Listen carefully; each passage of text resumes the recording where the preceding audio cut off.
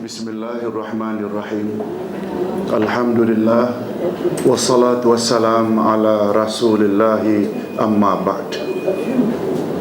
Hadirin dan hadirat rahimakumullah, Assalamualaikum warahmatullahi wabarakatuh. Alhamdulillah, kita bersyukur kehadirat Allah Azza wa Jalla. Berkat taufiknya kita dapat meneruskan lagi majlis ilmu kita dengan pelajaran akidah, buku 2, bab 2, iaitu Al-Wasail, atau perkara-perkara yang menafikan tauhid dan kesempurnaannya. Untuk membahas perkara ini, kita telah bahas perkara-perkara yang boleh menjejaskan akidah, termasuklah tawasul. Tawasul terbagi dua, ada yang boleh, ada tak boleh, ada masyru', ada bid'ah. Kemudian perkara yang boleh juga merosak akidah selain daripada tawasul bid'ah, juga menjadikan kuburan sebagai masjid. Kita juga telah bahas. Malam ini adalah juga termasuk perkara yang boleh merosakkan akidah atau tauhid seseorang, ialah apa yang dipanggil dengan al-ghulu terhadap orang-orang saleh. Nanti kita akan jelas makna ghulu.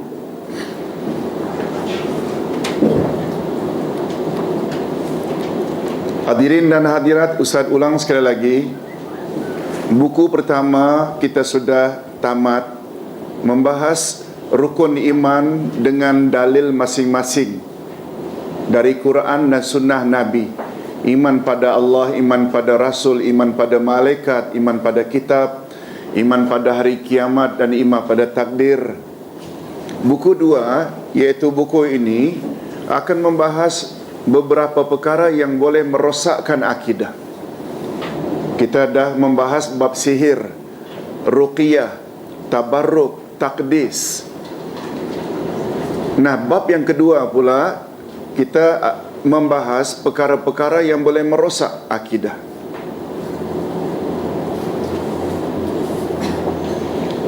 Hadirin dan hadirat rahimakumullah, setuju tak kalau Ustaz katakan bahawa akidah adalah perkara yang paling penting? Betul tak? Mengatasi yang lain-lain. Ini yang kadang-kadang banyak dari kalangan umat Islam Nusantara yang terlepas pandang. Ada satu kaedah dalam ilmu usul menyebut, tolong ikuti, innal ahamma muqaddamun alal muhim.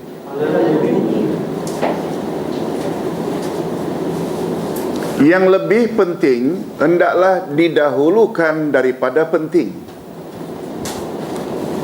Boleh faham maksudnya?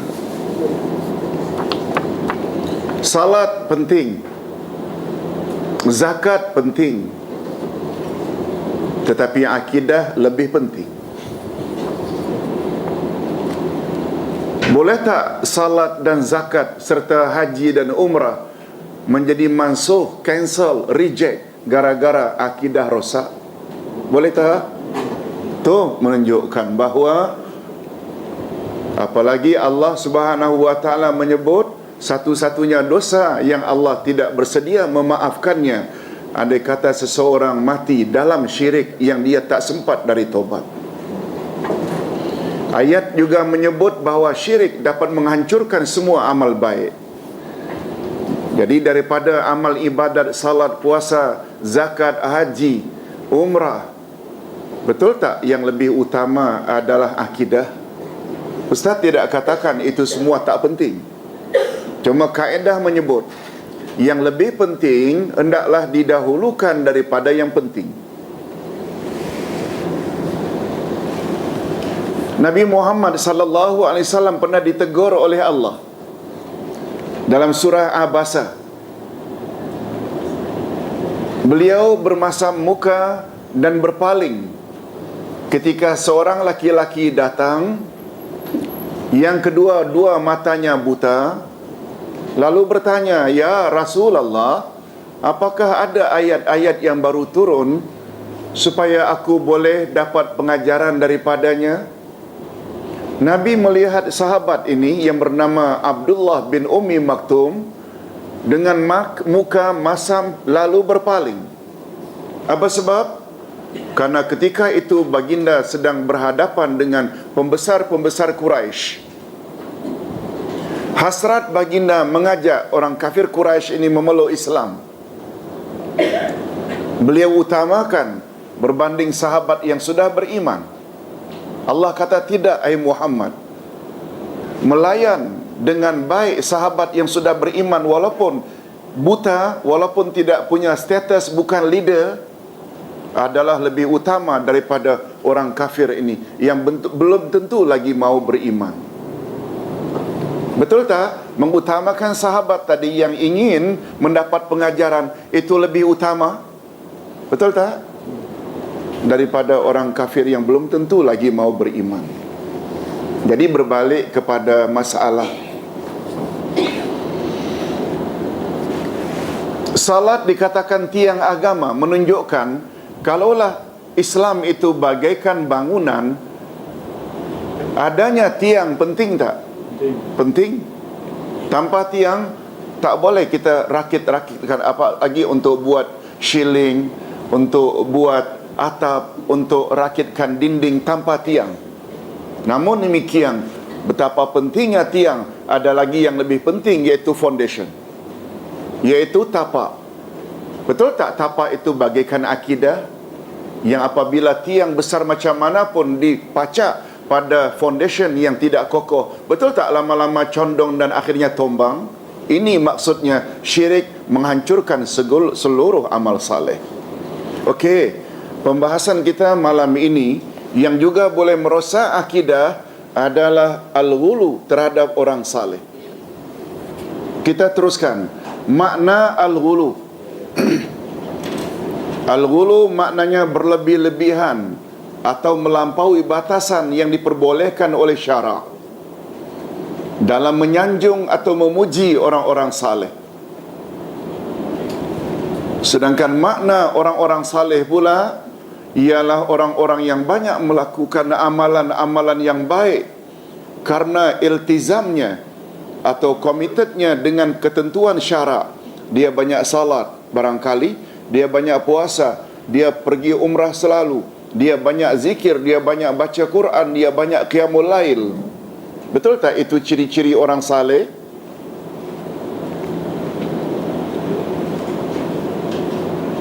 Apakah kesalehannya itu berdasarkan dakwaannya sendiri ataupun karena dakwaan pengikut-pengikutnya? Dan lanjutan daripada dakwaan inilah akhirnya muncul beberapa perkara yang berkaitan dengan ucapan, perbuatan dan i'tiqad yang dianggap melampaui batas. Kamu mesti ikut ya kiai anu, wali anu, sebab dia itu orangnya banyak beribadat, orangnya wara', orangnya zuhud. Akhirnya muncullah kata-kata seperti itu. Okey, itu definisi al-ghulu. Apa makna al-ghulu tadi? Melampaui batasan, berlebih-lebihan dalam menyanjung orang saleh. Sama ada orang saleh itu orang yang betul-betul saleh, amalnya sesuai dengan kehendak syarak, atau dia sendiri mendakwa dirinya orang saleh, atau atas dakwaan followersnya, pengikutnya yang ta'assub. Okey, adapun tentang dalil-dalil adanya larangan al-ghulu, ini dia. Tolong ikuti firman Allah dalam surat An-Nisa ayat 171. Jadi kita hendak dudukkan dulu larangan al-ghulu, berlebih-lebihan menyanjung orang saleh ini, ada tak dalilnya? Jawabnya ada. Tolong ikuti. A'udzubillahi minasyaitonirrajim.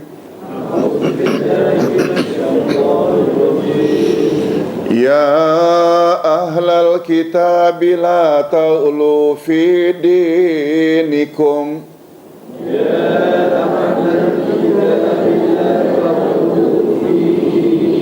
wa la taqulu 'ala Allahi illa al-haqq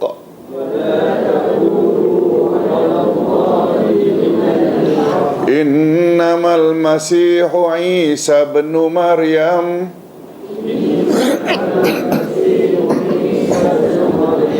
Rasulullah wa kalimatuh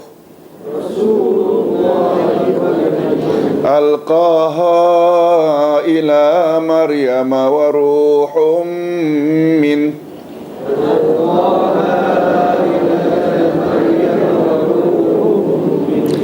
فآمنوا بالله ورسله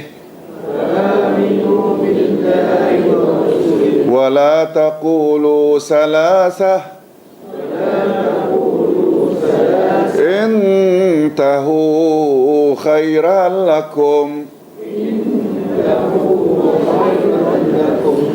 Wahai ahli kitab, janganlah kamu melampaui batas dalam agamamu. Ada tak larangan la taghlu, jangan ghulu dalam agamamu, fi dinikum. La taghlu, jangan berlebih-lebihan dalam agama kamu. Dan janganlah kamu mengatakan terhadap Allah kecuali yang benar. Sesungguhnya Al-Masih Isa putra Maryam itu adalah utusan Allah dan yang diciptakan dengan kalimatnya yang disampaikannya kepada Maryam dan dengan tiupan roh daripadanya. Maka berimanlah kamu kepada Allah dan Rasul-Rasulnya dan janganlah kamu mengatakan Tuhan itu tiga. Berhentilah dari ucapan itu lebih baik bagimu. Mendakwa Tuhan ada anak termasuk melampau tak? Melampau. Maksud ayat, janganlah kamu meninggikan kedudukan makhluk mengatasi derajat yang telah dianugerahkan Allah kepadanya. Maksudnya, betul tak Nabi Isa termasuk salah seorang yang mendapat kelebihan dan keistimewaan dari Allah?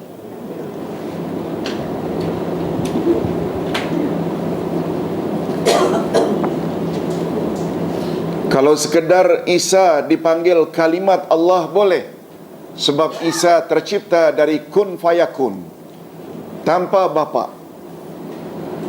Tapi sampai mengatakan Isa itu anak Tuhan dah melampau. Janganlah kamu meninggikan kedudukan makhluk mengatasi derajat yang telah dianugerahkan Allah kepadanya, sehingga kamu letakkan derajatnya pada kedudukan yang tidak layak dimilikinya kecuali hanya untuk Allah. Dan ayat di atas walaupun pada asalnya ditujukan kepada ahli kitab, namun faedahnya am, mencakupi seluruh umat, sebagai peringatan agar mereka jangan memperlakukan perbuatan Nasrani terhadap Nabi Isa putra Maryam dan perbuatan Yahudi terhadap Uzair. Nasrani Kristian mendakwa Isa putra Maryam itu anak Tuhan, sementara Yahudi pula mendakwa Uzair anak Tuhan. Sedangkan kita umat Islam tidak. Walaupun Nabi Muhammad itu sangat istimewa, melebihi dari yang lain, betul tak? Adalah rosak dan boleh murtad bila kita mendakwa Nabi Muhammad itu anak Tuhan. Ini sebagaimana sabda Nabi sallallahu alaihi wasallam. Tolong ikuti, la tutruni kama ataratin nasara bin Maryam. Innama ana abdun faqulu abdallahi wa rasulah. Janganlah kamu memuji aku secara berlebih-lebihan. sebagaimana perbuatan orang-orang Nasrani Kristian terhadap Isa putra Maryam. Sesungguhnya aku hanyalah seorang hamba Allah, Abdullah. Oleh itu panggillah aku Abdullah, hamba Allah, dan Rasulullah, pesuruh Allah. Hadis sahih riwayat Imam Bukhari dan Imam Muslim.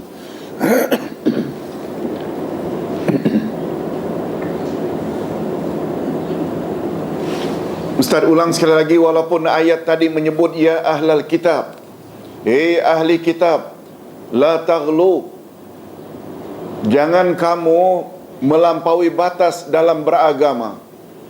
Ayat tersebut walaupun pada asalnya ditujukan, diadres kepada ahli kitab Yahudi dan Nasrani, tapi pengajaran yang dapat diambil ayat itu khas untuk mereka saja atau am?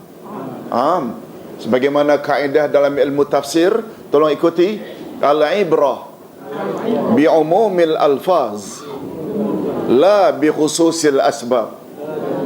Segala pengajaran ayat Al-Quran adalah seumum lafaznya, ia bukan khas untuk orang yang karenanya ayat itu diturunkan.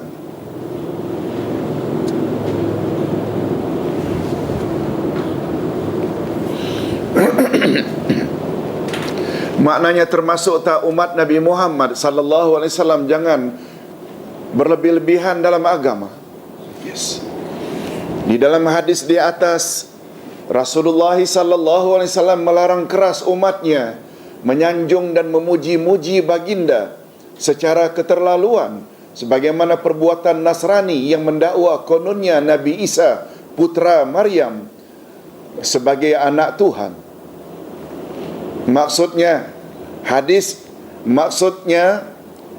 hadis ialah, letakkanlah kedudukanku, seolah-olah Nabi Muhammad sallallahu alaihi wasallam menyuruh, letakkanlah olehmu kedudukanku sebagaimana derajat yang telah Allah anugerahkan kepadaku, yaitu hambanya dan utusannya, dan janganlah lebih daripada itu.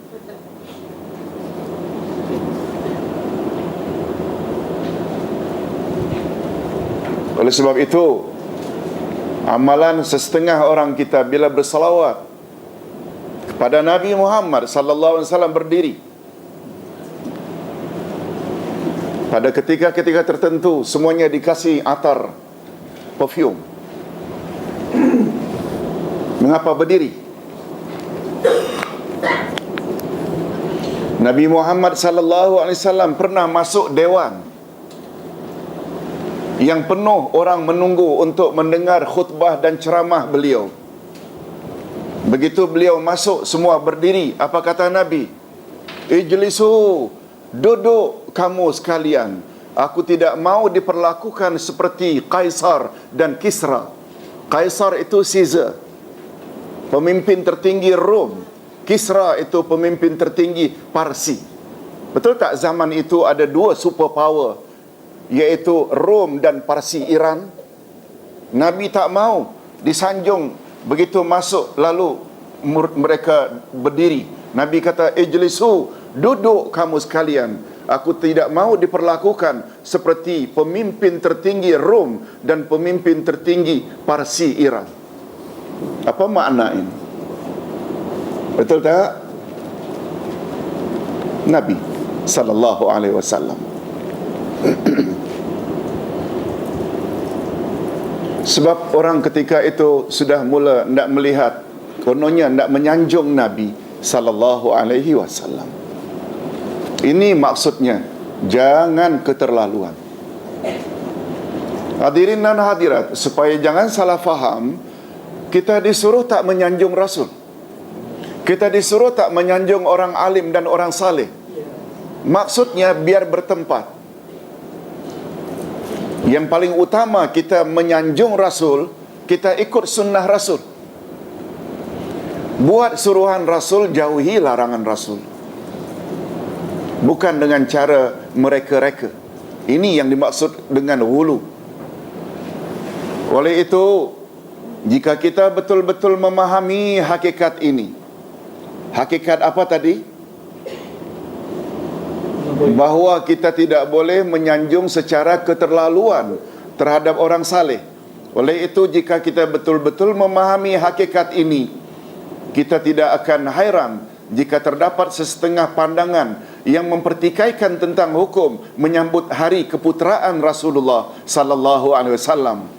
Ustaz hanya hendak beritahu kalau ada sekelompok ulama yang tidak begitu berkenan kita saban tahun menyambut hari kelahiran Rasulullah. Rasulullah pernah tak memerintahkan agar kita berbuat demikian?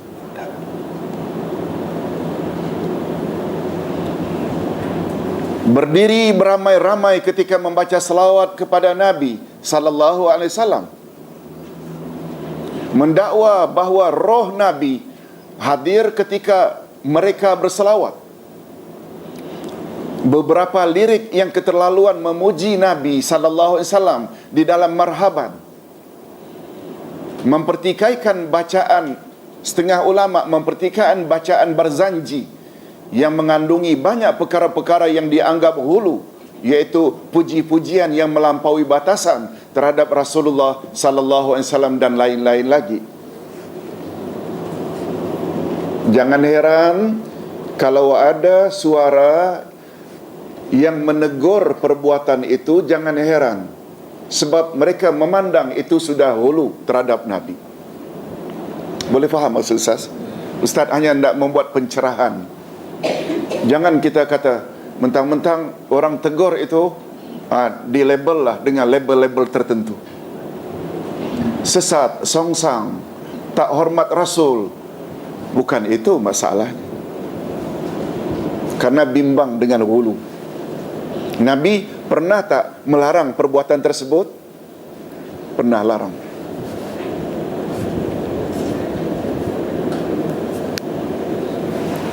Okey, sekarang kita berpindah kepada fasal berikutnya, ta'zim Rasulullah sallallahu alaihi wasallam dan para salihin. Apa makna ta'zim? Menyanjung, membesarkan, mengagung-agungkan. Ta'zim artinya menyanjung atau mengagungkan atau membesarkan. Ta'zim kepada Rasulullah sallallahu alaihi wasallam dan para salihin sangat disuruh oleh Islam. Setuju? Ta'zim Rasulullah, hormat kepada orang-orang saleh, sangat disuruh oleh Islam. Hanya saja setiap muslim dan muslimat wajib mengetahui bahawa ta'zim terbagi kepada dua jenis. Ta'zim terbagi berapa jenis?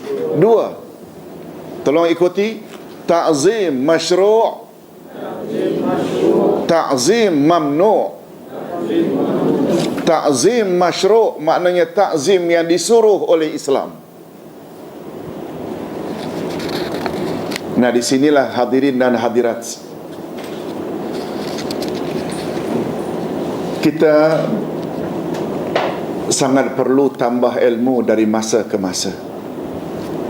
Ustaz buat contoh. Tawasul. Kita dah belajar dah. Dah belajar belum? Melakukan beberapa perkara sebelum kita berdoa memohon agar doa kita lekas Allah kabul. Itu namanya tawasul. Boleh tak tawasul? Jawabnya kena detail. Ada boleh, ada tak boleh. Karena dia termasuk bab ibadat, perlu tak ada contoh dari Rasul atau para sahabat? Perlu tak? Okey. Oleh sebab itu, kita kena bagi kepada dua tawasul. Tawasul masyru', tawasul yang dibolehkan dan dianjurkan. Boleh tak bertawasul dengan menyebut nama-nama dan sifat-sifat Allah sebelum berdoa? Satu, boleh. Itu sebabnya sebelum kita memohon, tunjuki kami jalan yang lurus, ihdinas siratal mustaqim. Betul tak kita dah sebut 7 nama Allah?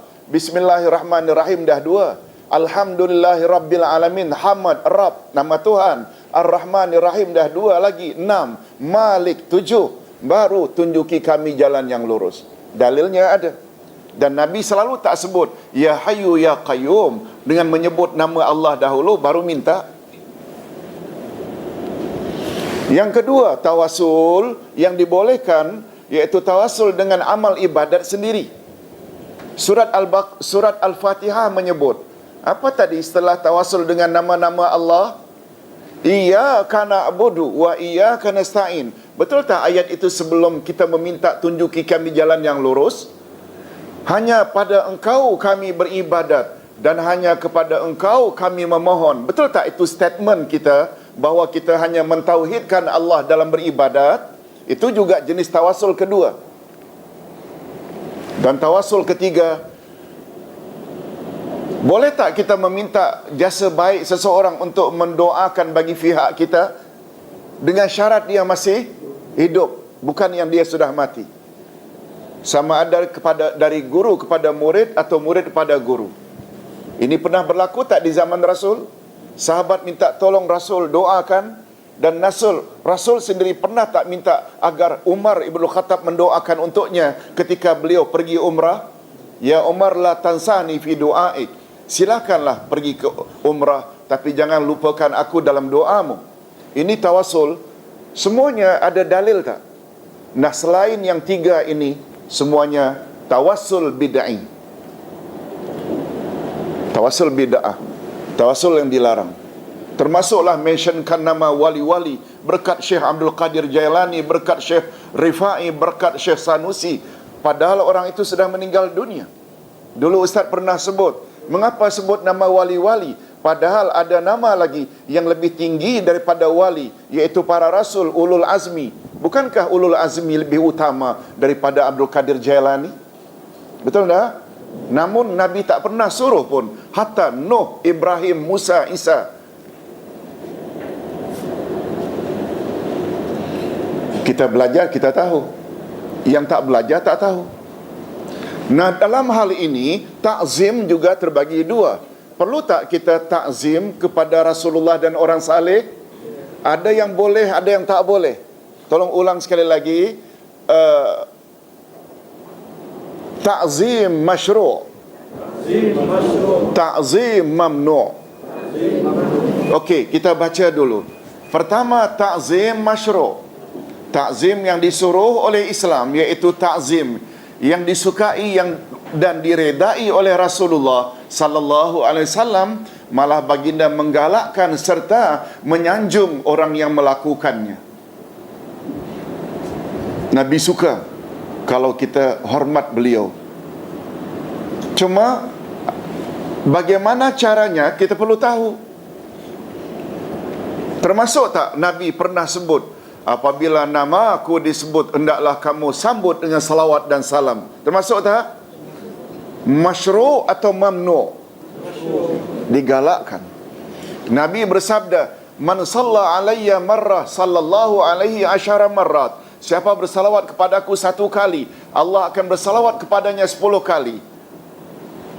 Nabi suka tak kita bersalawat kepadanya? Suka.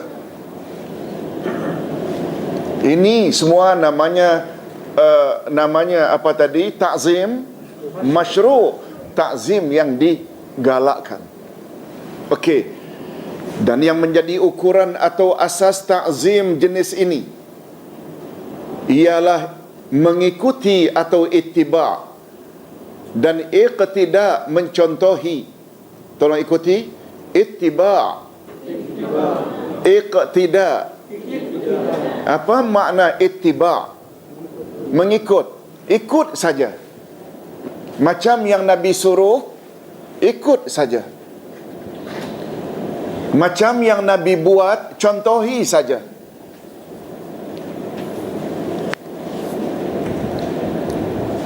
Siapa yang paling banyak mengikuti sunnah baginda, maka dialah orang yang paling tepat takzimnya dan mahabbahnya, cintanya kepada Rasul sallallahu alaihi wasallam, dan dia pula lah orang yang paling terpelihara daripada al-ghulu dan bid'ah, iaitu terletak pada ittiba' dan iqtida'.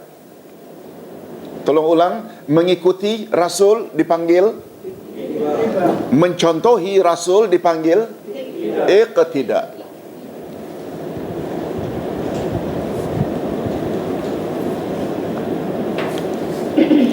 Boleh jelas? Ya. Hadirin dan hadirat rahimakumullah. Jadi selain ittiba' dan iqtida' di atas, juga termasuk ke dalam jenis ta'zim yang diperbolehkan, malahan sangat digalakkan, iaitu bersalawat kepada Rasul sallallahu alaihi wasallam. Jadi ta'zim Rasulullah yang paling utama adalah terletak pada ittiba' dan iqtida'.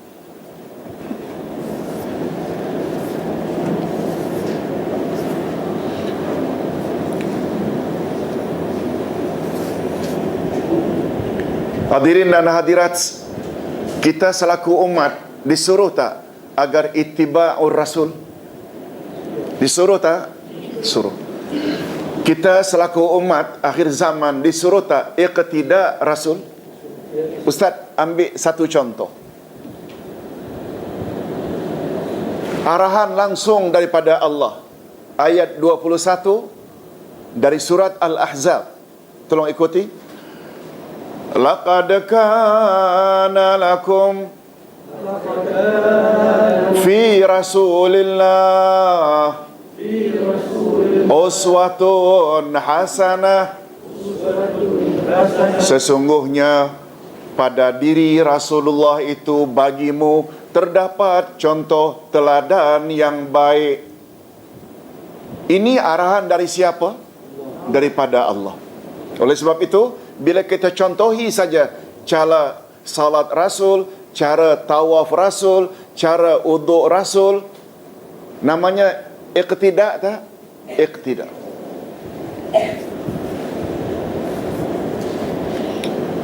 Tentang ittiba' juga banyak. Dan antara lain surat Yasin. Ittabi'u man la yas'alukum ajra wa hum muhtadun. Ittiba'lah. Apa makna ittiba'? Ikutilah orang yang tak pernah meminta ganjaran daripadamu, sedangkan mereka itu mendapat petunjuk. Siapa maksudnya? Para rasul. Ittabi'u, ikutilah, ittiba' man la yas'alukum ajra, orang yang tak pernah minta apa-apa ganjaran dari apa yang mereka sampaikan. Betul tak para nabi tak pernah minta upah?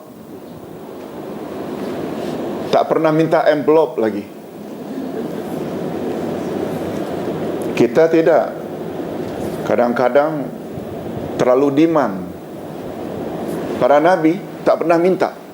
Wahum muhtadun, mereka senantiasa dalam hidayah. Jadi ittiba' ada arahan, iqtida' juga ada. Jadi mengikut, sebenarnya Ustaz buat contoh lain. Seorang anak setiap pagi di tamannya ketuk pintu lebih kurang 100 rumah.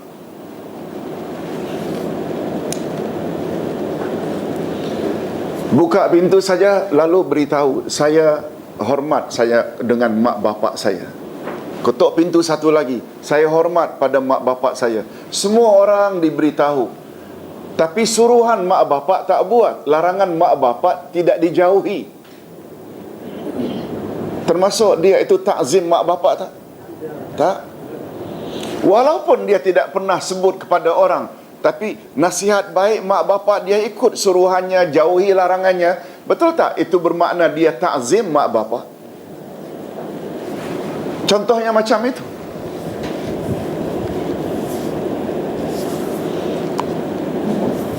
Jadi sebenarnya takzim seseorang kepada Rasul sallallahu alaihi wasallam sangat tergantung sampai di mana Rasul itu dia ikuti dan sampai di mana Rasul itu dia contohi dalam hidup. Yang kita sebut tadi, ikuti itu ittiba', contohi itu iqtida'.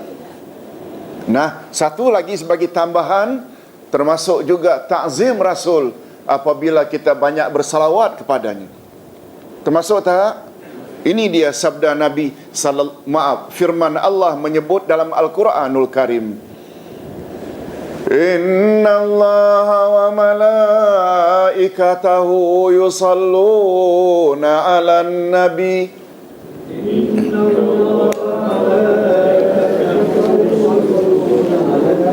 Ya ayyuhallazina amanu sallu alaihi wa sallimu taslima.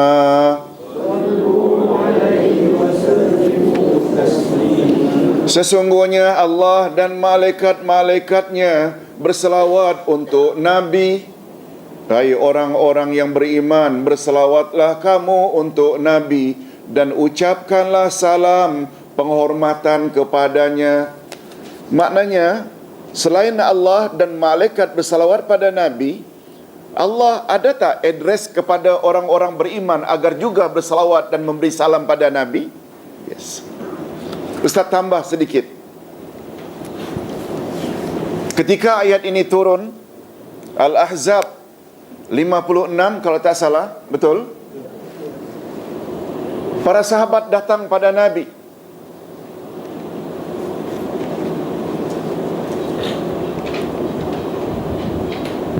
Ya Rasulullah, dalam ayat tersebut Allah suruh kami orang beriman berselawat dan memberi salam pada Tuhan. Betul kata Nabi? Bagaimana memberi salam kepada Tuhan? Kami dah tahu dah. Tuhan dah ajar. Assalamualaikum ayyuhan Nabi. Wa kaifa nusalli alaik. Macam mana cara kami bersalawat pada Tuhan? Tuhan belum ajar lagi. Allah suruh kami. Tapi kami tak tahu macam mana bersalawat pada Tuhan. Boleh faham sampai situ? Kata Nabi, tolong ikuti. Qul Allahumma salli ala Muhammad wa ala ali Muhammad. Katakan saja olehmu, Allahumma salli ala Muhammad wa ala ali Muhammad. Itu yang Nabi ajar, tanpa Sayyidina.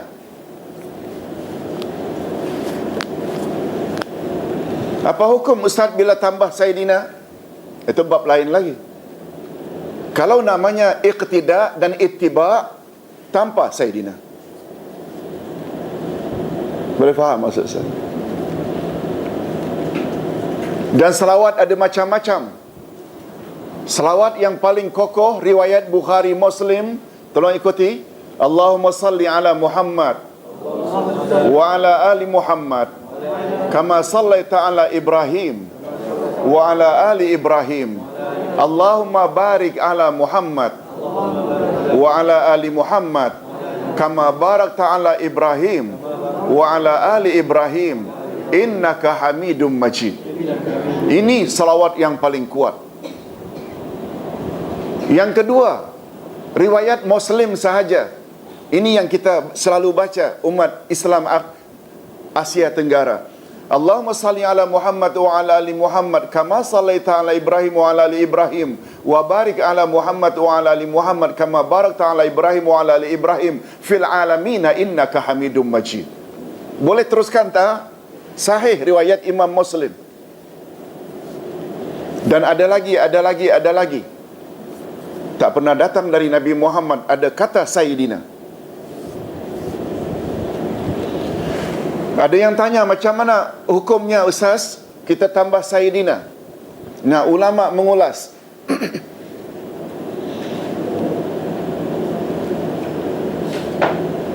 Penambahan Sayyidina yang artinya penghulu kami, ya Allah salli, berilah selawat dan kesejahteraan ke atas penghulu kami ala Sayyidina, penghulu kami yang bernama Muhammad. Sayyidina itu tambahan. Apa hukum menambah Sayyidina? Para ulama mengulas. Kalau tujuannya sebagai penghormatan,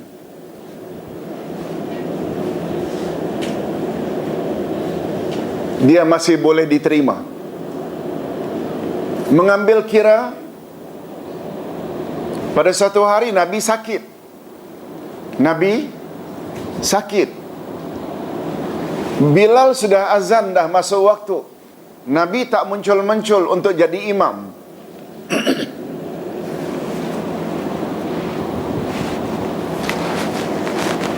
Lalu Bilal minta Abu Bakar supaya ke depan jadi imam. Abu Bakar hanya isyarat, tunggu.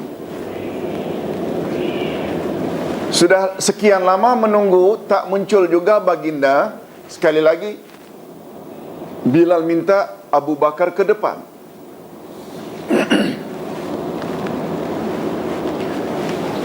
Setelah sekian lama tak juga muncul. Sekali lagi, kali ketiga Abu Bakar minta ke depan. Lalu Abu Bakar pun ke depan jadi imam. Salat pun bermula. Sedang Abu Bakar memimpin jemaah sebagai imam, beliau kedengaran dehem Rasul. Beliau sakit. Atau bunyi tongkatnya masuk saf. Hadirin dan hadirat, betul tak? Setuju tak kalau Ustaz katakan bahawa baginda Rasul dengan Abu Bakar adalah kawan yang sangat akrab? Betul tak? Kawan rapat ini, dehemnya pun kita dah kenal, walaupun tak melihat wajahnya. Betul tak? Akhirnya Abu Bakar sebagai imam menoleh ke kanan. Sebab itu kegemaran Rasul, sunnah Rasul dari saf ini, walaupun yang pertama itu paling afdal, maka sebelah kanan imam adalah lebih afdal. Baginda melihat Rasulullah masuk saf. Rasulullah begitu dilihat oleh Abu Bakar memberi isyarat, carry on. Tapi Abu Bakar tidak indahkan arahan Nabi. Beliau mundur juga. Karena beliau mundur, Nabi pun maju. Boleh faham sampai situ?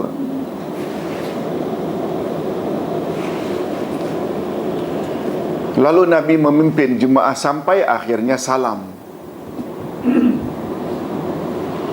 Ulama fiqh mengulas,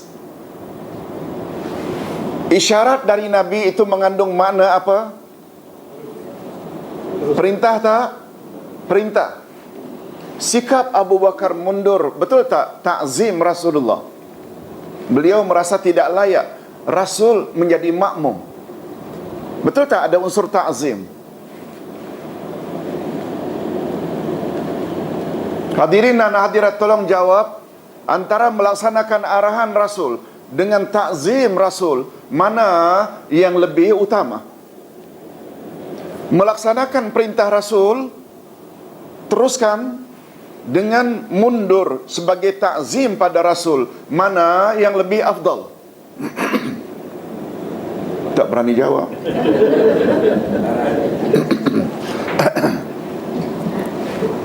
Ikut perintah Rasul atau mundur sebagai ta'zim, mana yang lebih utama? Kita baru tadi sebut ittiba'. Ittiba' ni ikut saja apa yang Rasul suruh, itu lebih afdal daripada ta'zim yang kita sangka. Oleh sebab itu, hadirin dan hadirat, mengekalkan apa yang Nabi suruh, qul, katakan saja Allahumma salli ala Muhammad, betul tak itu adalah lebih afdal daripada menambah Sayyidina? Sebab itu ta'zim yang tak disuruh. Boleh faham maksud Ustaz? Namun demikian, tidaklah sampai menjejaskan salat kita bila ada tambahan Sayyidina. Sebagaimana Rasul tak marah dan tak mengatakan salatmu, hai Abu Bakar, jadi rosak dan tidak diterima sebab kamu tidak ikut arahanku. Tidak begitu. Yang menjadi kesalahan, boleh Ustaz sebut, yang menjadi kesalahan ada di kalangan umat yang kononnya dengan menambah Sayyidina adalah lebih afdal tanpa Sayyidina. Boleh faham? Boleh faham? Padahal sebenarnya ittiba' lebih afdal daripada ta'zim yang kita sangka itu ta'zim. Ketika Ustaz pernah jelas perkara ini di suatu tempat, ada satu orang tua yang sudah 70-an tanya, Ustaz, Saya sejak dari muda lagi memang dah set ada Sayyidina. Saya jadi confused bila tak baca pakai Sayyidina. Ustaz langsung saja jawab, untuk Pak Cik teruskan sajalah. Daripada confused, boleh faham? Tapi Ustaz nak menyatakan pandangan Ustaz, apa yang Nabi ajar itu adalah better daripada kita sangka itu sebagai ta'zim. Boleh faham maksudnya? Yes. Biar clear masalah ini. Hadirin dan hadirat rahimakumullah. Ustaz tahu banyak orang yang dengar barangkali tak suka dengan statement ini, tapi Ustaz ingin menyatakan pandangan Ustaz berdasarkan apa yang kita pelajari. Hadirin dan hadirat rahimakumullah. Nabi Muhammad sallallahu alaihi wasallam bersabda, tolong ikuti, man salla alayya wahidatan sallallahu alaihi asyra. Siapa yang bersalawat kepadaku satu kali, niscaya Allah akan bersalawat kepadanya 10 kali. Hadis riwayat Muslim. Hadirin dan hadirat, kalau Ustaz boleh singgung sedikit masalah salawat. Salawat Allah, salawat malaikat, salawat umat manusia kepada Nabi Muhammad sallallahu alaihi wasallam membawa makna yang sama atau beza? Membawa makna sama atau beza? Beza. Salawat Allah kepada Nabi Muhammad atau kepada umat manusia, maknanya Allah cucuri rahmat dan berkat dalam hidup manusia tersebut. Kita layak tak mendapat selawat daripada Allah? Kan tadi ada sebut, kata Nabi, hadis riwayat Imam Muslim, siapa bersalawat kepada aku satu kali, iaitu dengan menyebut Allahumma salli ala Muhammad wa ala ali Muhammad, lalu kita layak mendapat salawat daripada Allah 10 kali. Apa makna salawat dari Allah untuk kita? Allah cucuri rahmat dan berkat dalam hidup kita. Apa pula makna selawat para malaikat kepada Nabi? Iaitu para malaikat di langit mohon pada Allah agar Allah ampun dosa-dosa Nabi. Dan kita juga layak tak mendapat selawat dari malaikat? Boleh tak? Malaikat boleh tak bersalawat kepada umat manusia selain para Nabi? Tolong ikuti hadis Nabi. Kalau ragu tak jawab. Inna Allah wa malaikatahu yusalluna alal mutasahhirin. Sesungguhnya Allah dan para malaikat bersalawat ke atas orang-orang yang makan sahur. Kita makan sahur, kita dapat salawat Allah, Allah cucuri rahmat dan berkat.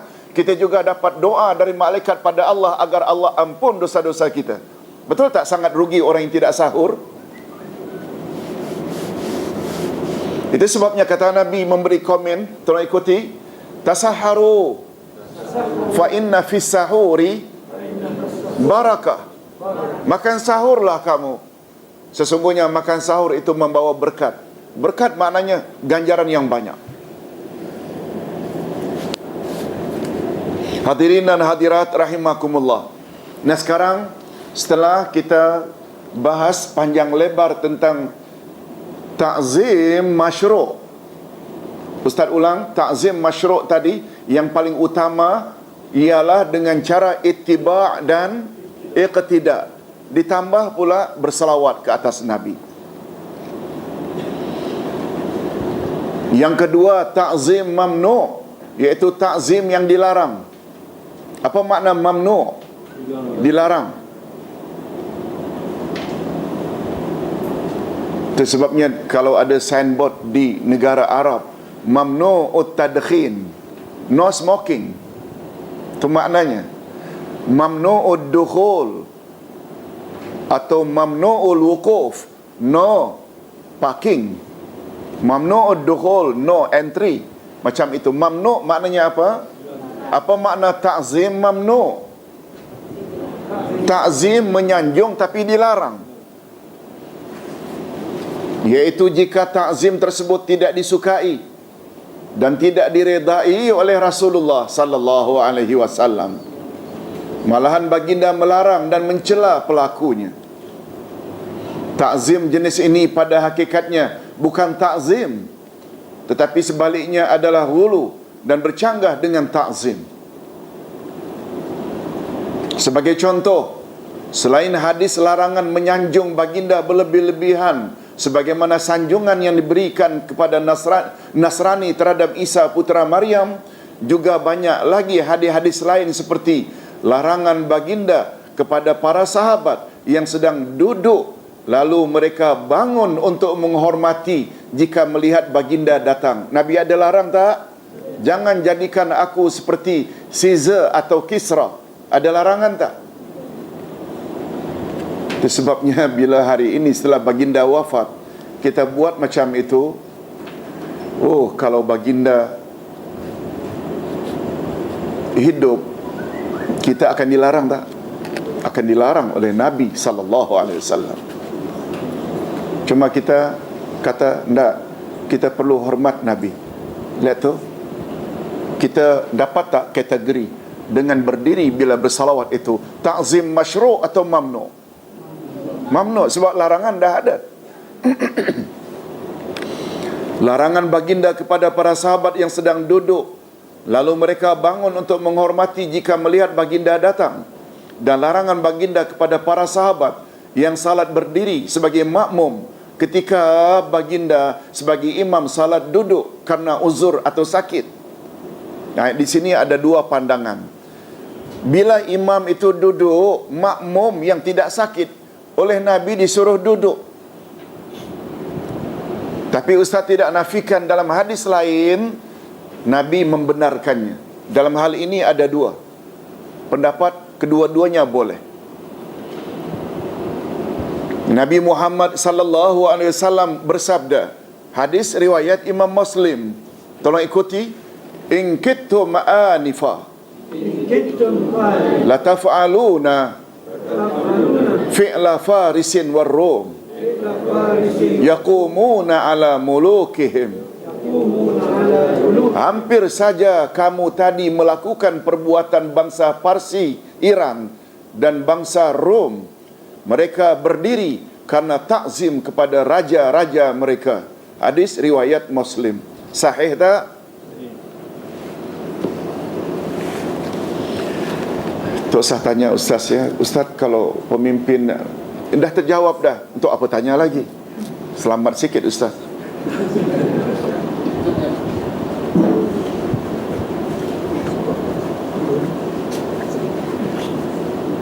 Okey. Jadi takzim ada berapa jenis tadi? Dua. Yang pertama namanya takzim masyru' yang digalakkan. Yang kedua mamnu'. Dan takzim masyru' sangat ditentukan oleh tiga perkara. Apa dia? Ittiba', maknanya ikut saja sunnah Rasul. Yang kedua, iqtida', contohi saja cara Rasul, terutama dalam beribadat. Dan banyak-banyaklah bersalawat kepada Nabi Muhammad sallallahu alaihi wasallam. Bila itu kita lakukan, boleh tak kita dikatakan sebagai keterlaluan? Tidak. Itu masyru'. Tetapi bila selain itu, dia boleh membawa kepada mamnu'. Kita harap mendapat kasih sayang dan reda Allah dan Rasul. Tiba-tiba dengan kita reka-reka cara takzim baru, salah-salah, betul tak kita dimarahi oleh Rasul? Boleh tak? Pembahagian al-ghulu. Nah, sekarang kita berbalik kepada pokok pembicaraan, iaitu tentang al-ghulu. Apa makna al-ghulu tadi? Melampaui batasan. Dia ada beberapa pembahagian. Al-ghulu dibagi kepada tiga bahagian. Bahagian pertama al-ghulu dalam ucapan, yang kedua al-ghulu dalam perbuatan, yang ketiga al-ghulu dalam i'tiqad. Bahagian pertama, berlebih-lebihan atau melampaui batasan dalam ucapan.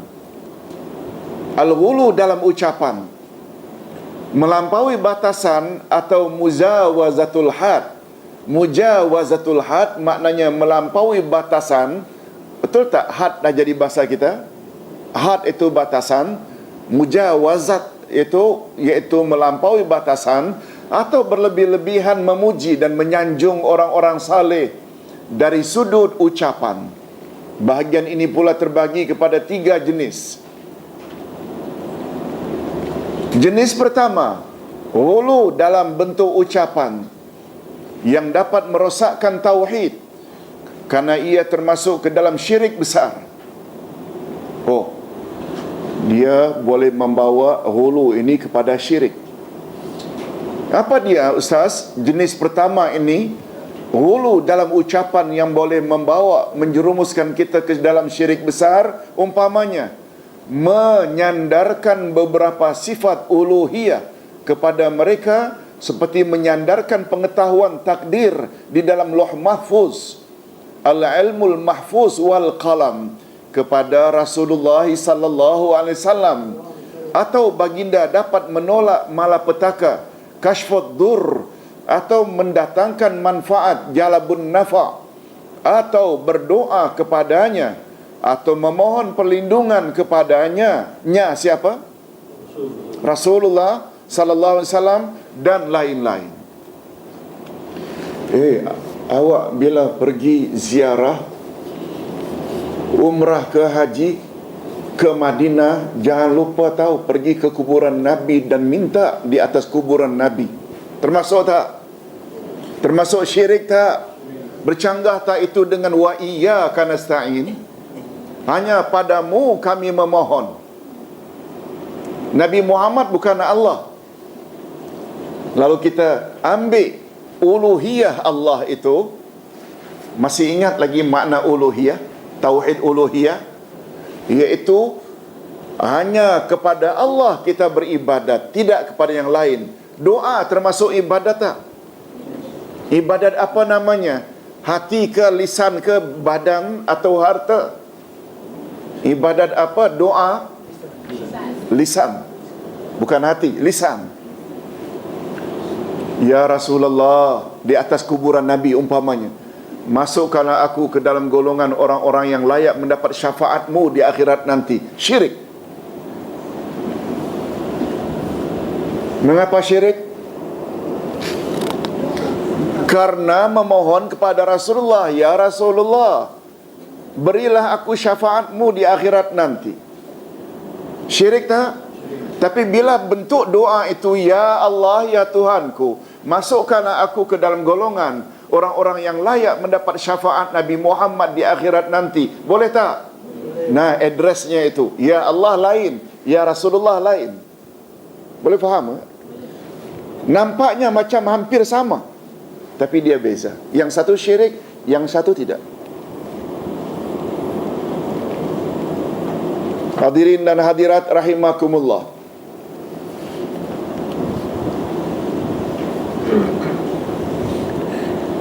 Kalau menyandarkan sifat uluhiyah kepada Rasulullah sallallahu alaihi wasallam saja dilarang, maka sudah tentu menyandarkan sifat uluhiyah Allah kepada salah seorang umatnya adalah lebih dilarang.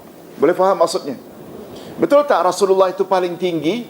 Terhadap menyandarkan uluhiyah, iaitu berdoa pada Rasul pun tak boleh, lebih-lebih lagi lah tak boleh terhadap makhluk yang lebih rendah daripada kedudukan Rasulullah sallallahu alaihi wasallam. Okey, itu hulu yang boleh membawa kepada syirik dari sudut hulu ucapan. Nah, sekarang yang kedua, masih lagi dalam kategori hulu ucapan. Al-ghulu yang dapat merosak kesempurnaan tauhid karena ia masuk ke dalam syirik kecil. Umpamanya, kalau tadi memohon pada Rasul syirik besar tak? Besar.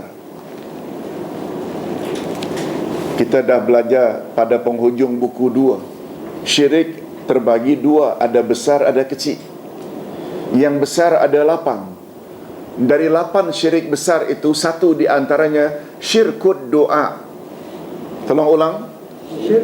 Apa maknanya? Syirik dalam berdoa. Betul tak doa itu termasuk ibadat? Dan ibadat boleh tak ditujukan kepada selain Allah? Nah, bila ditujukan kepada Rasulullah termasuk syirik tak?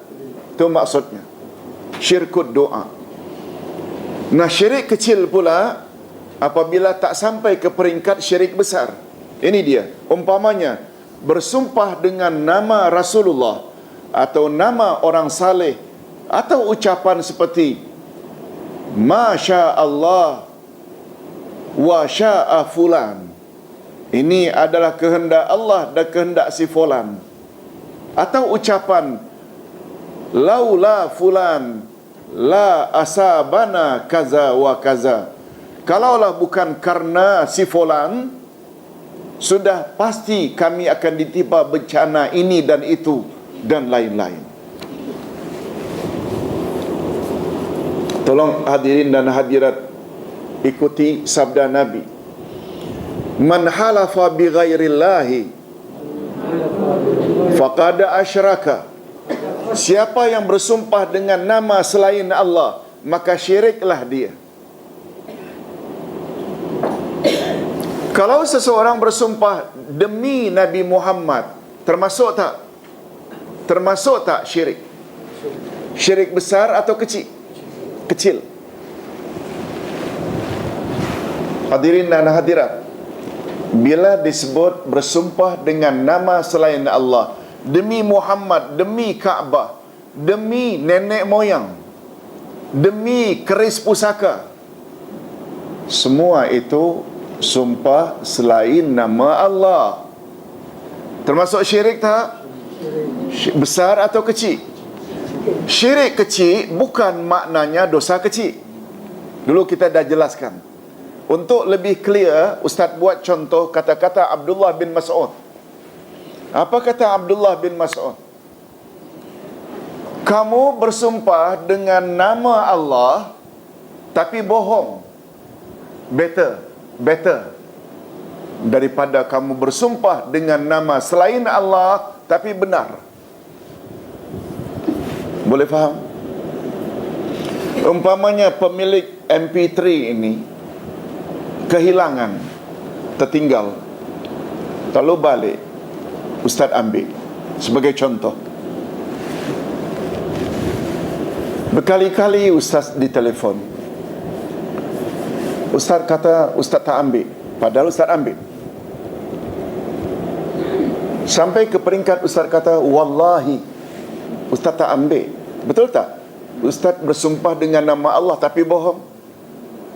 Itu lebih baik daripada andai kata Ustaz kata demi Kaabah, demi Nabi Muhammad, Ustaz tak ambil.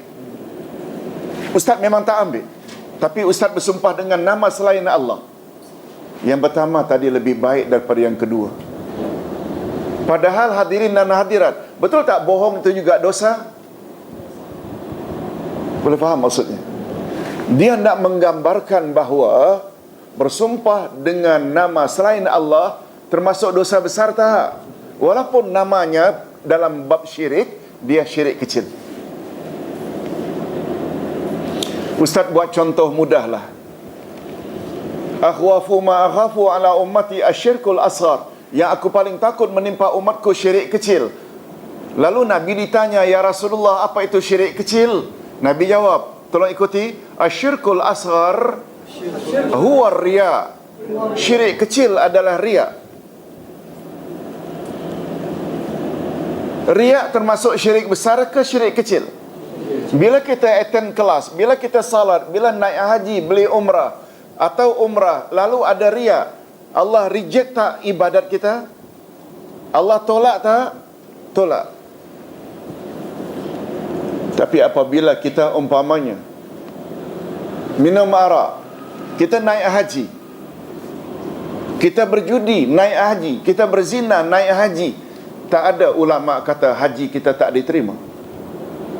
Betul tak berzina, berjudi, minum arak dosa besar?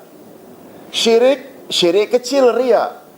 Riya menghancurkan amalan. Sedangkan ini, boleh faham maksud Ustaz? Ustaz tidak kata zina, judi itu dosa kecil, tak? Dosa besar. Nampak tak betapa bahayanya riak? Sebab riak dipanggil apa tadi? Syirik kecil. Hadirin dan hadirat rahimakumullah. Kita teruskan dengan bahagian berikutnya. Oleh sebab itu menjadi kita sedang berdiri umpamanya di bus stand atau bus stop, berbual agak sedikit ke jalan. Tiba-tiba bas datang dengan begitu laju. Lalu kita yang nampak bas tarik kawan kita. Sama ada kita yang cakap, kalau aku tak tarik tadi mati kamu. Atau yang ditarik, lalu kalaulah tidak Allah selamatkan dan engkau, tentu aku tadi mati. Syirik tak? Itu yang dimaksudkan. Laula fulan la asabana kaza wa kaza. Kalaulah bukan karena kamu, maka pasti aku ditimpa bencana itu. Betul tak? Ini seolah-olah biasa dalam bahasa harian kita. Tapi setelah kita belajar, rupanya ini tak boleh. Rupanya ini tak boleh. Barangkali Ustaz pernah sebut, seorang sahabat merasa ditolong oleh Nabi. Lalu sahabat berkata, tolong ikuti, Masya Allahu wa syi'ta. Semua ini adalah atas kehendak Allah dan kehendak Tuhan. Ini semua, aku ni sihat, aku ini begini-begini, dapat untung ini, semuanya adalah atas kehendak Allah dan kehendak Tuhan, ya Rasulullah. Apa komen Nabi? Tolong ikuti. Ataj'alani lillahi nidda. Engkau telah mensyirikkan aku dengan Allah. Engkau telah menyengutukan Allah dengan aku dalam ucapanmu itu. Qul Masya Allahi wahdah. Katakan saja Masya Allah, cukup dah. Atau kalau engkau hendak tambah juga jasa seseorang padamu, pakai dan gunakan kata sambung summa, yang artinya kemudian. Contoh, Ustaz ditanya, apa kabar cucu Ustaz yang masuk ward? Memang masuk ward pun di Damansara Hospital 3 hari yang lalu. Ustaz kata,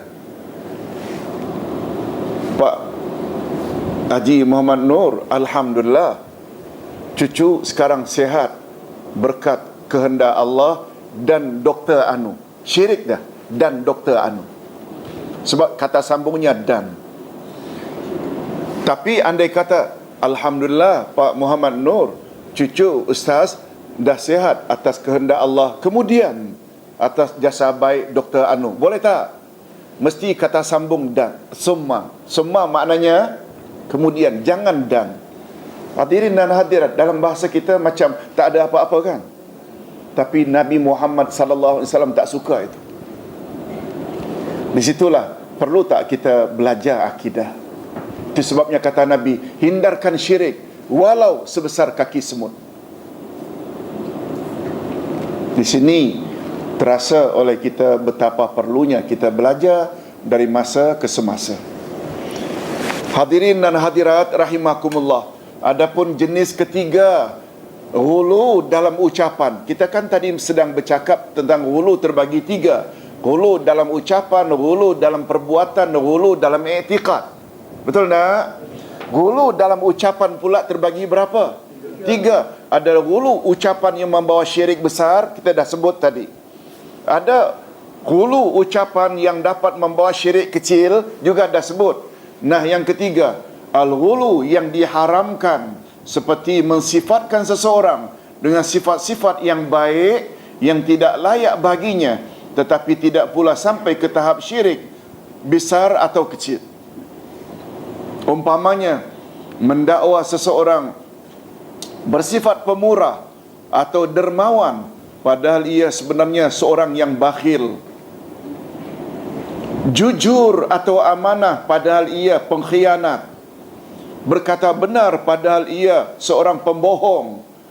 Berani, padahal ia seorang yang pengecut, dan lain-lain.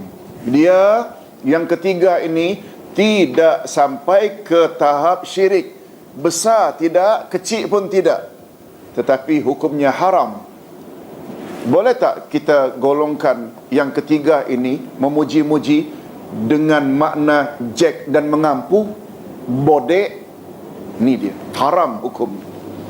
Orang tersebut orang yang lokek, oh Tuan sungguh pemurah, karena ndak jack, ndak dapat projek. Macam-macam pembesar-pembesar yang tak senonoh dipuji-puji. Walaupun tidak syirik, tapi hukumnya haram. Okey, boleh kita teruskan. Yang kedua, bahagian kedua, al-ghulu dalam perbuatan. Yang pertama tadi, al-ghulu berlebih-lebihan dalam lisan, ucapan, terbagi tiga: syirik besar, syirik kecil dan haram. Adapun ghulu dalam perbuatan, melampaui batasan mujawazatul had, atau berlebih-lebihan memuji atau menyanjung orang-orang saleh dari sudut perbuatan. Bahagian ini terbagi pula kepada tiga jenis, iaitu ini juga tiga. Pertama, al-ghulu yang dapat merosak tauhid karena termasuk syirik besar, seperti umpamanya rukuk atau sujud atau bertawakal kepada orang-orang saleh dan lain-lain lagi.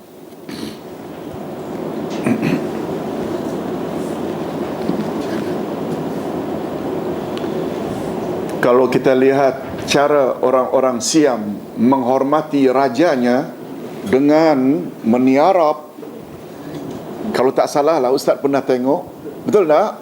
Niarap, oh, juga macam itu. Dalam Islam itu dilarang. Tapi tidaklah dilarang kalau sekedar menundukkan kepala, itu bukan rukuk, bukan.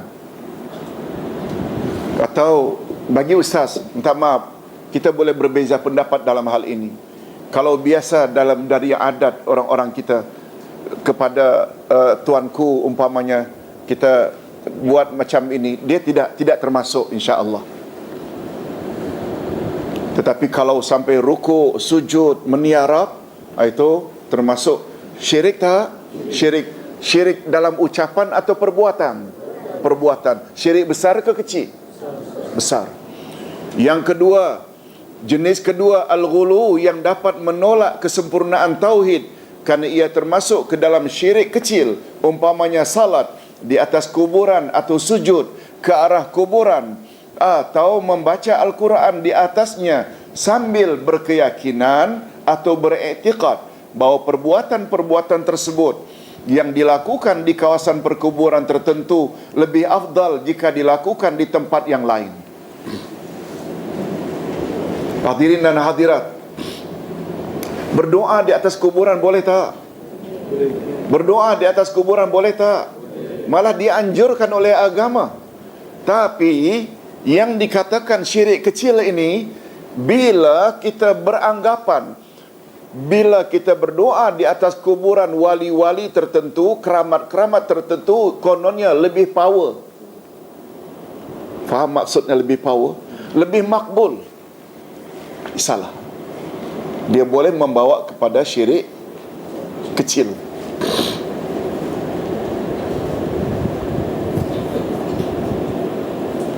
Tetapi andai kata kita membaca doa di atas kuburan, kita memang disuruh pun berdoa, dan tidak ada apa-apa,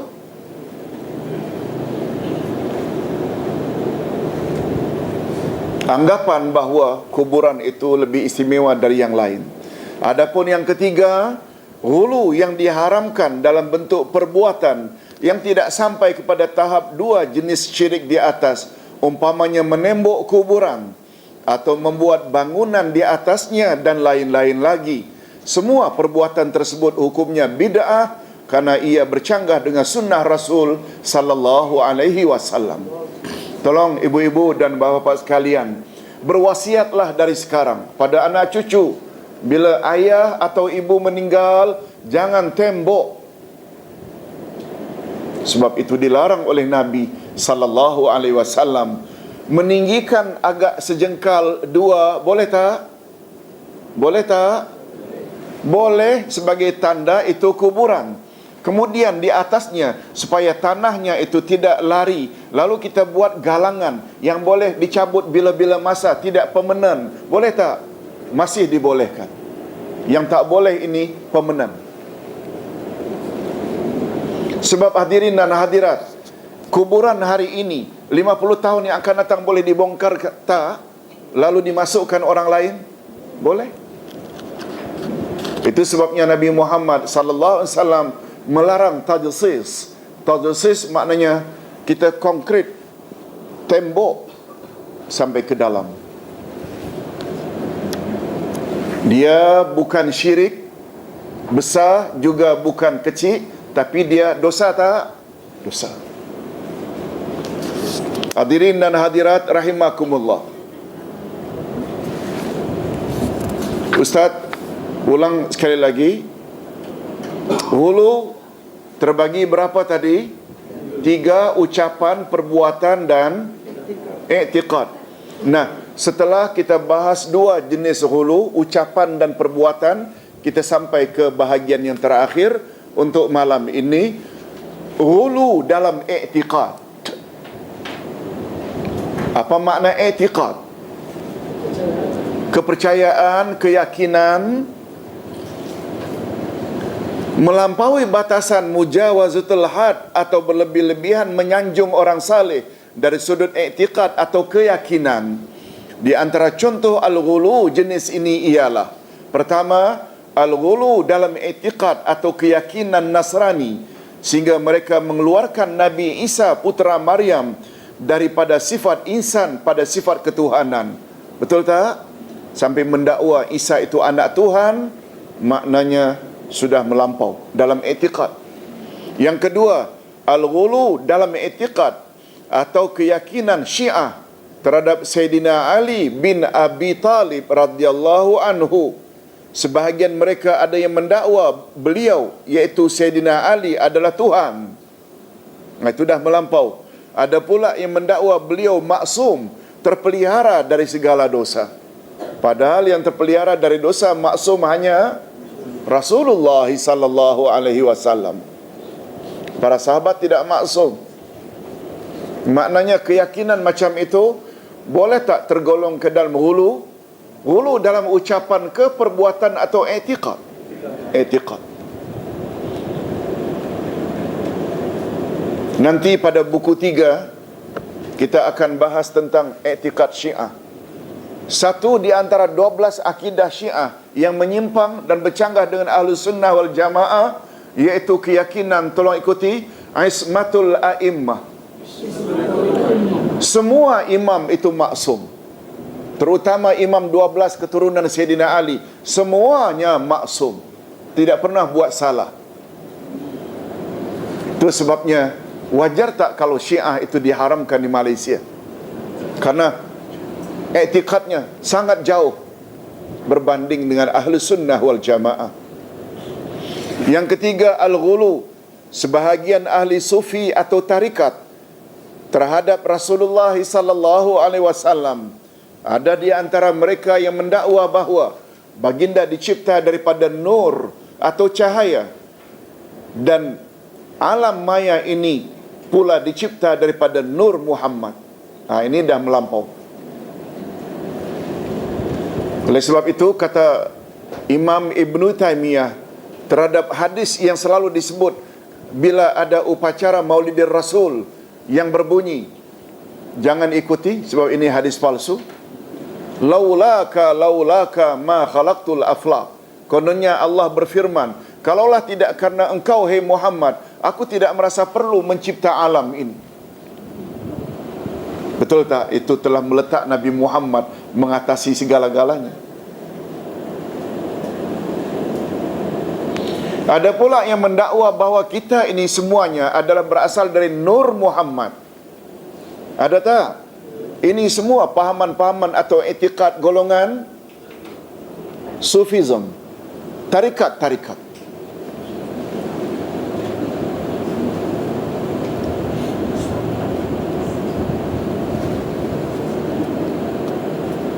Hadirin dan hadirat rahimakumullah.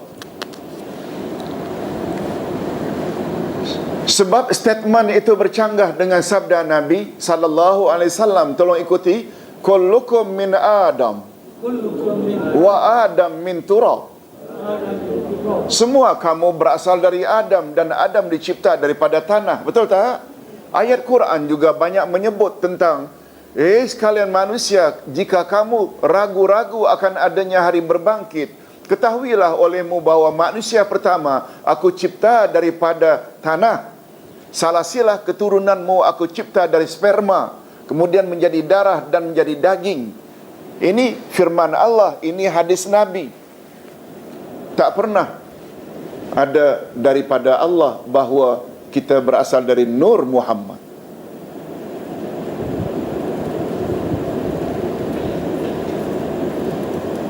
Adapun hadis Nabi sallallahu alaihi wasallam menyebut tentang dirinya, aku adalah orang yang paling akhir, tetapi akulah orang yang pertama. Ada hadis. Aku adalah orang yang paling akhir dengan makna apa? Akulah orang yang paling akhir diangkat menjadi Rasul. Betul tak ajaran Nabi Muhammad berkuat kuasa hingga kiamat? Perlu tak adanya Rasul Melayu? Nah, karut. Lagi-lagi etikad yang melampau. Okey. Ini makna akulah orang yang terakhir. Tapi kata Said Sabiq di dalam kitabnya Al-Aqidatul Islamiyah, Akidah Islam, kata Said Sabiq memberi komen, sungguh banyak orang yang keliru dalam memahami, tetapi akulah orang yang pertama.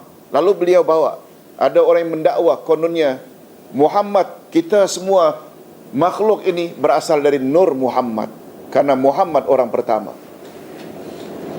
Kata beliau memberi komen, tidak ada satu pun hadis yang sahih yang menyebut tentang Nur Muhammad. Oleh sebab itu beliau memberi pencerahan. Apa pencerahan yang beliau beri? Adapun makna akulah orang yang pertama dengan makna akulah orang pertama yang masuk syurga. Lalu beliau bawa hadis Nabi tentang syafaat.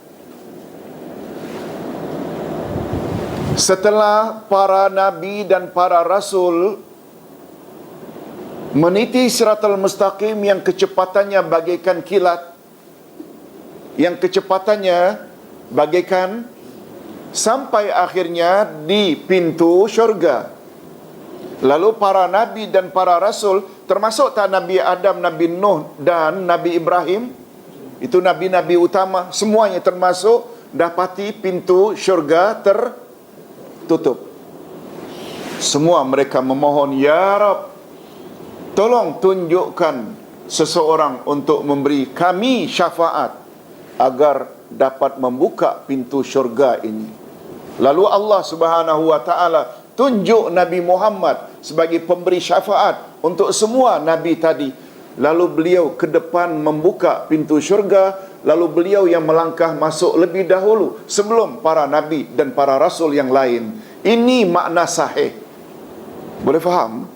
Aku orang yang terakhir, tetapi aku pula lah orang yang pertama. Boleh faham?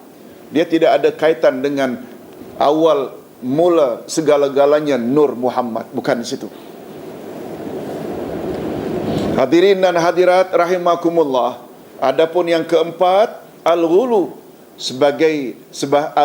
sebahagian umat Islam terhadap orang-orang saleh dan syekh-syekh sufi yang dengan dakwaan bahawa mereka semua maksum. Oleh itu, semua pandangan mereka mestilah diikuti walaupun tanpa dalil. Jangan tanya dalil. Semua pandangan mereka adalah benar belaka. Demikian juga etikad bahawa mereka dapat menghindarkan daripada malapetaka yang akan menimpa seseorang. Semua itu dianggap hulu tak? Hulu dalam apa? Etikad. Coba dengar apa komen imam kita, Imam Asy-Syafi'i. Ra'yi ala sawab yahtamilul khata'. Pendapat aku adalah benar, tapi ada kebarangkalian, ada kemungkinan salah. Wa ra'yu ghairi 'alal khata' yahtamilu shawab. Pendapat selain aku salah, tapi ada kemungkinan betul. Nampak tak tawaduknya Imam Asy-Syafi'i? Dan contoh lain ucapan Syafi'i, jika pendapatku bercanggah dengan hadis yang sahih, campak olehmu ke tembok pendapatku, ambil hadis Nabi yang sahih. Betul tak statement ini memberi isyarat bahawa Imam Syafi'i tak pernah mendakwa dirinya maksum? Betul tak? Hadirin dan hadirat, ini yang betul. Oleh sebab itu ajaran Syiah, semua imam-imam mereka maksum, terutama Imam 12 sangat bercanggah. Itu sebabnya hadirin dan hadirat, bagi pandangan Ustaz, Syiah masuk ke Nusantara bukan bermula dari revolusi Khomeini. Pengaruh Syiah ke Nusantara dari sudut revolusi memang bermula daripada Khomeini yang mengambil alih daripada Reza Pahlavi. Betul tak? Tetapi sebenarnya ratusan tahun yang lalu Syiah dah masuk dah melalui tarikat. Betul tak mana-mana tarikat dukun-dukun ini, kalau doa-doa ini selalu menyebut Ali, Fatimah, Hasan, Hussein? Betul tak? Po kanan, po kiri, berkat kederat Sayyidina Ali, sampai hafal doa ini.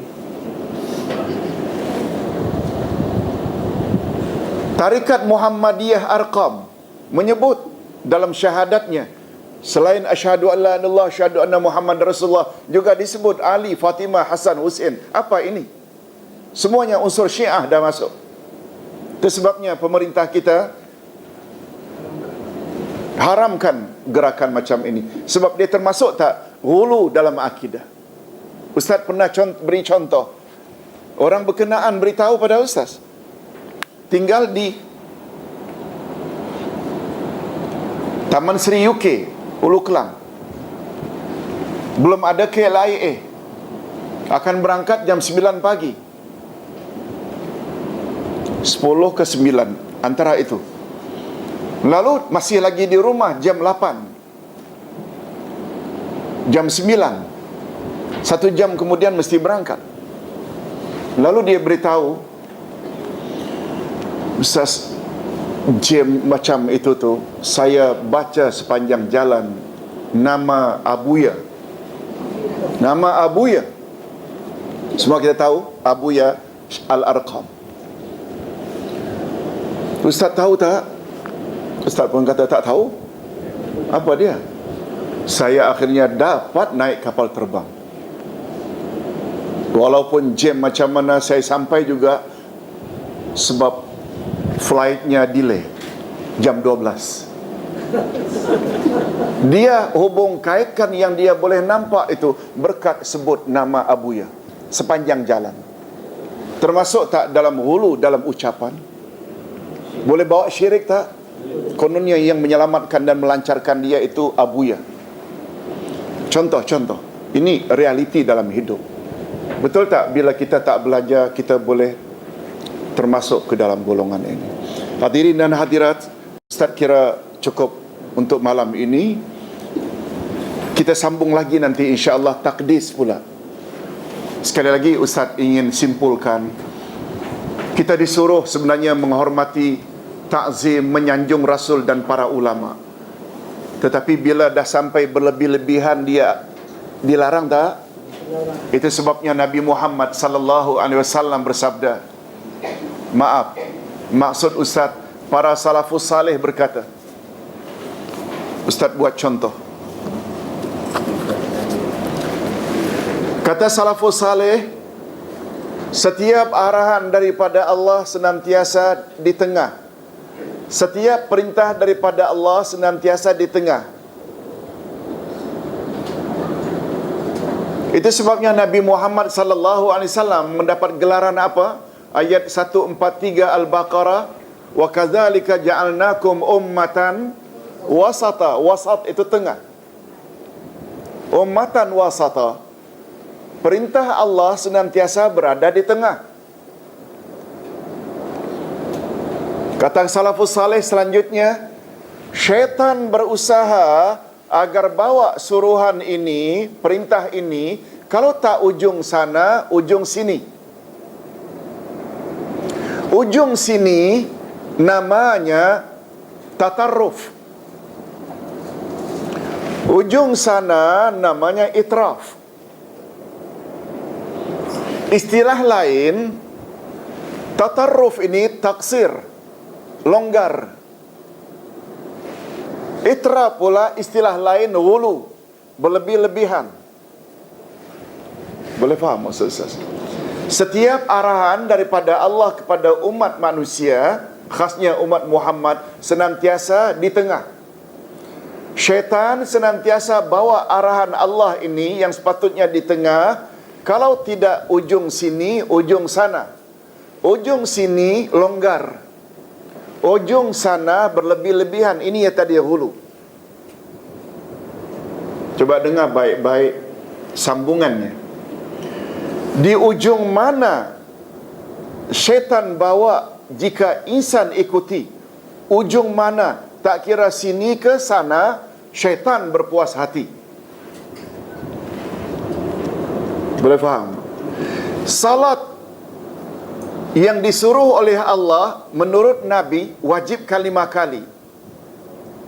Bila salat dalam sehari hanya ikut dan, kadang-kadang 2 waktu, 3 waktu, betul tak maknanya ini longgar? Salat yang wajib 5 kali, boleh tambah rawatib, tahajud. Tapi bila 24 jam salat saja, ini namanya ghulu. Syaitan suka bukan hanya terhadap ini. Yang ini pun syaitan suka. Yang Allah mahu, waktu salat. Waktu dengan keluarga. Waktu didik anak. Waktu bekerja, cari rezeki halal. Betul tak maknanya wasata? Boleh faham maksudnya? Kiaskanlah yang lain-lain. Puasa, betul tak wajibnya adalah bulan Ramadan? Boleh tambah tak dengan Ashura? Boleh tambah tak dengan Arafah? Boleh tambah tak dengan hari-hari putih? Boleh tambah tak Senin dan Kamis? Bila Saban, hari puasa dahulu. Bila puasa pula, hari pertama, hari tengah dan akhir bulan Ramadan. Itu taksir. Mana satu kami condong, syaitan berpuas hati. Boleh faham maksudnya? Hadirin dan hadirat, itu yang dapat Ustaz sampaikan pada malam ini.